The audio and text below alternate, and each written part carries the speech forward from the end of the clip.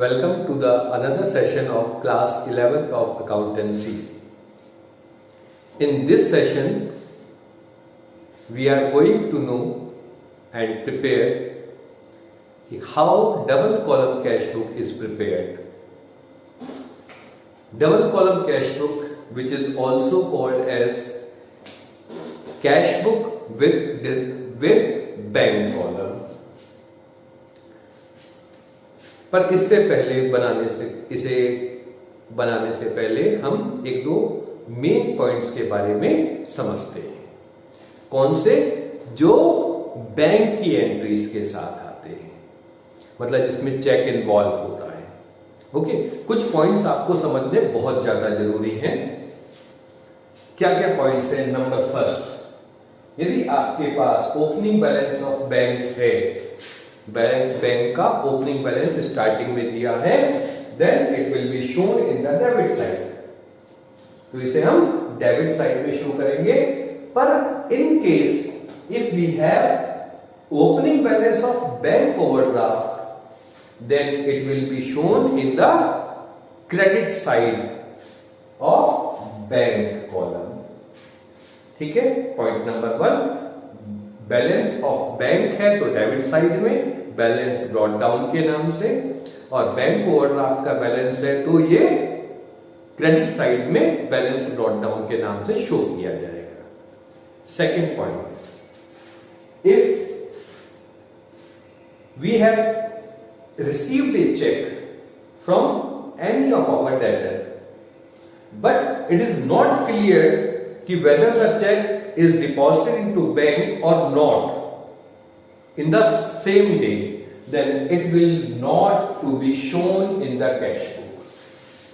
यदि आपको कोई चेक मिला है किसी डेटर से, पर क्वेश्चन में उसी लाइन में उसी पर्टिकुलर पॉइंट पर ये शो नहीं किया गया है कि ये चेक हमने बैंक में अभी तक डिपॉजिट किया है या नहीं किया, तो आप उस ट्रांजैक्शन को शो नहीं करेंगे, क्योंकि उसके लिए हमारी जर्नल एंट्री क्या होगी? Cheque in hand account debit to debtor account. ठीक है।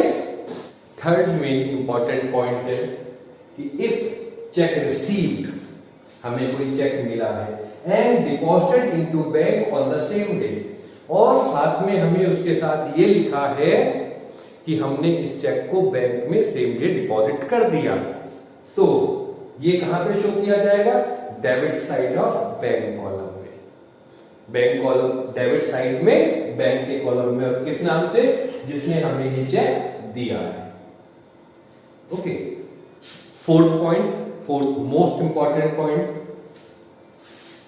चेक रिसीव्ड अर्लियर, हमें पहले किसी ने कोई चेक दिया था, मान लिया 10th ऑफ जनवरी को हमें कोई चेक मिला था, and now deposited into bank, और वो हम आज हमने जमा करा है, मान लिया आज 15th ऑफ जनवरी है, तो हम 15th ऑफ जनवरी में उसकी एंट्री करेंगे, 10th जनवरी में एंट्री नहीं करेंगे। और किस नाम से करेंगे? बैंक कॉलम में डेबिट साइड में लिखेंगे to cheque in hand account. ठीक है, ये मेन 4 पॉइंट्स हैं। चलिए अब एक क्वेश्चन करके देखते हैं। Please pause the video and note down the question.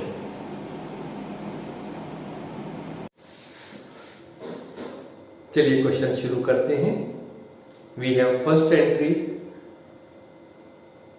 For 2018 January 1st, we have cash in hand ₹70,000 and bank overdraft ₹50,000। Cash in hand, cash हमारे पास ओपनिंग बैलेंस बचा हुआ है, तो उसे तो हम डेबिट साइड में लिखेंगे। To balance brought down, cash के कॉलम में 70,000। पर जो बैंक ओवरड्राफ्ट है, बैंक ओवरड्राफ्ट का ओपनिंग बैलेंस है, इसे हम क्रेडिट साइड में शो करते हैं by balance brought down same date पर, और बैंक के कॉलम में 50,000।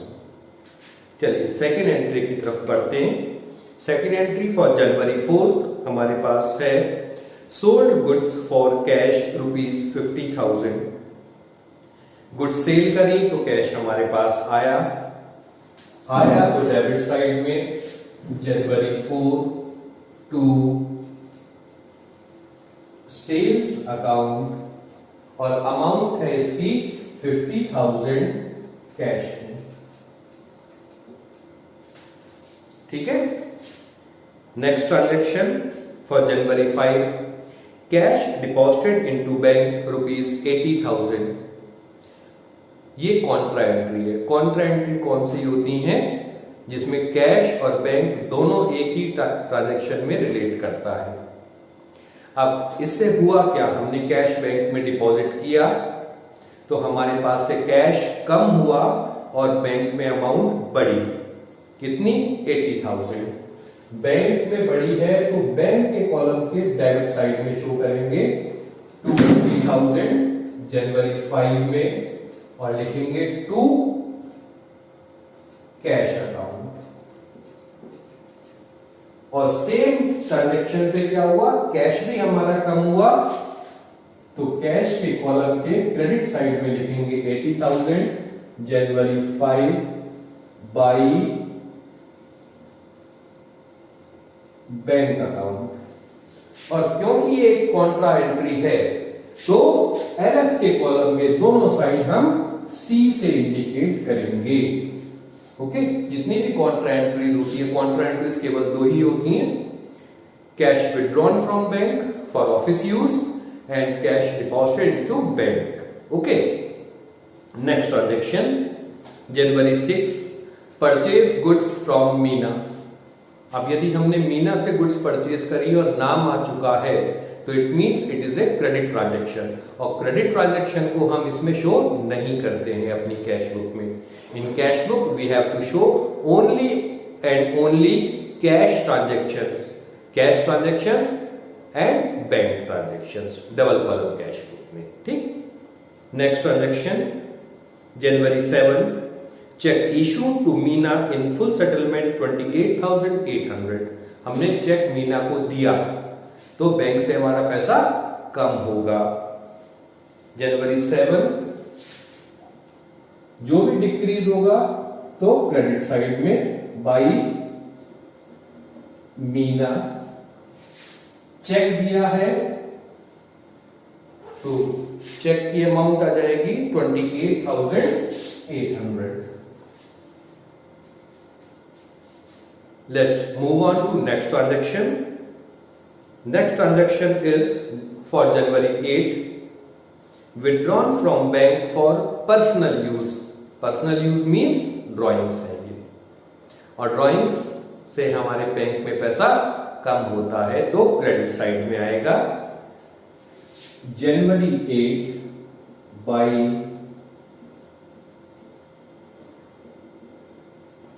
ड्रॉइंग्स अकाउंट और इसकी अमाउंट किस साइड आ जाएगी, बैंक में ₹5,000।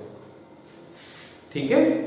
नेक्स्ट ट्रांजैक्शन देखते हैं January 12, sold goods to Ajay and cheque receive from him ₹25,000। अभी मैंने आपको बताया था कि यदि हमें केवल चेक रिसीव हुआ है तो इस ट्रांजैक्शन को हम शो नहीं करते। ठीक है, जब तक ये चेक बैंक में डिपॉजिट नहीं हो जाता। ओके, तो ये ट्रांजैक्शन भी हम शो नहीं करेंगे। फिर जनवरी 17 की ट्रांजैक्शन है check receive from Ajay deposited into bank. जो हमें 25,000 रुपीज का चेक मिला था वो अब हमने जब बैंक में डिपॉजिट कर दिया जनवरी 17 में, तो इसकी एंट्री जनवरी 17 में शुरू होगी टू, क्योंकि ये चेक पहले मिला हुआ था और अब जमा करा है तो इसे हम नाम से शो करेंगे to cheque in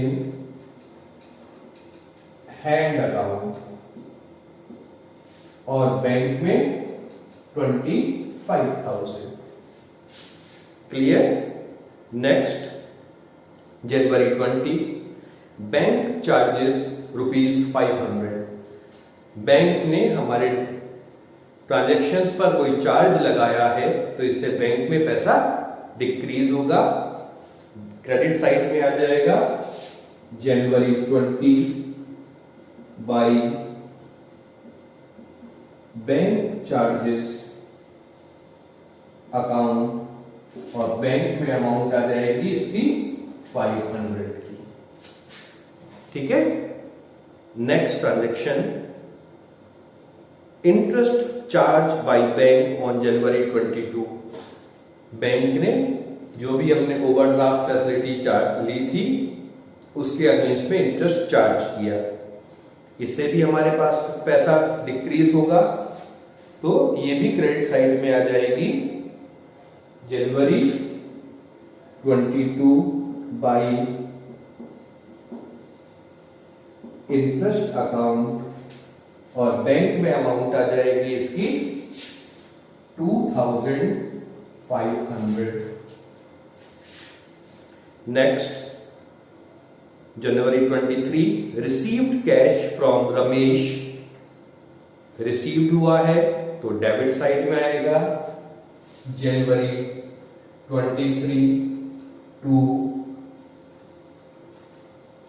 Ramesh account, और कैश रिसीव हुआ है तो कैश में आएगा और अमाउंट आ जाएगी 28,000।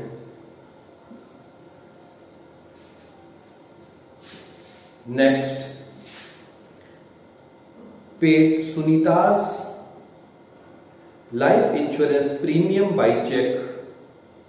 अब इसका लाइफ इंश्योरेंस का प्रीमियम दिया है तो इट मीन्स ये ड्राइंग्स है। ड्राइंग्स क्रेडिट साइड में आती हैं। डेट 28 बाय ड्राइंग्स अकाउंट, और अमाउंट आ जाएगी, चेक से पेमेंट कराए तो क्रेडिट साइड बैंक में 15,000। Last transaction, January 30, deposit into bank the entire balance after retaining 5,000 cash in business. हमने जितना भी हमारे पास कैश था वो उसमें से 5,000 रुपीज को छोड़कर सारी की सारी अमाउंट बैंक में डिपॉजिट कर दी।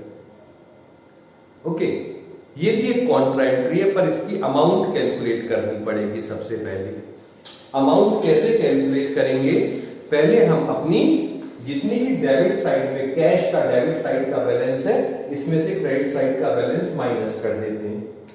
डेबिट साइड में है हमारे पास 70,000, 50,000 और 28,000, मतलब टोटल हमारे पास कैश अभी तक था 1,48,000, जिसमें से हमने 80,000 का कैश का पेमेंट कर दिया, 68,000 बचा।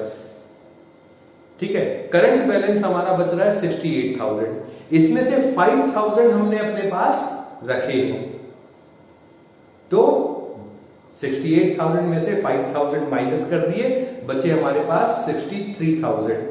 तो ये ट्रांजैक्शन हो जाएगी कि 63,000 रुपीज हमने कैश बैंक में डिपॉजिट करा है। ये भी हमारी कॉन्ट्रा एंट्री है। बैंक में पैसा जमा हुआ है 68,000, तो बैंक के डेबिट साइड में टू कैश अकाउंट, और एलएफटी कॉलम में सी, अगेन क्रेडिट साइड में भी बाय बैंक अकाउंट, और कैश के कॉलम में 68,000। जब हमारा क्वेश्चन कंप्लीट हो जाएगा देन हम इसका टोटल करके बैलेंस निकालेंगे। सबसे पहले कैश का बैलेंस, और कैश का पहले डेबिट साइड का टोटल करेंगे 1,48,000। सेम अमाउंट आप क्रेडिट साइड में लिखेंगे 1,48,000, और अब इस 1,48,000 में से इन दोनों अमाउंट को माइनस करने के बाद 80 प्लस 68,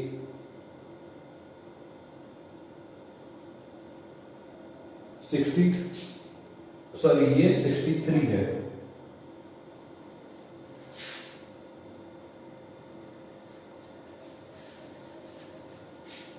प्लस 63, 1,43,000 माइनस करने के बाद हमारे पास बचेगा 5,000, और इसे हम इस मंथ की लास्ट डेट पर शो कर देंगे balance carried down.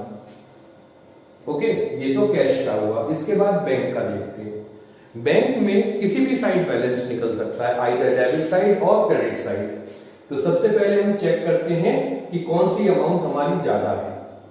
Debit side में 80, 25, 63, 1,68,000 है, और क्रेडिट साइड में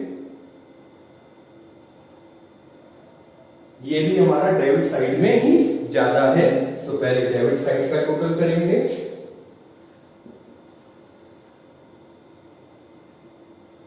$1,68,000 यही अमाउंट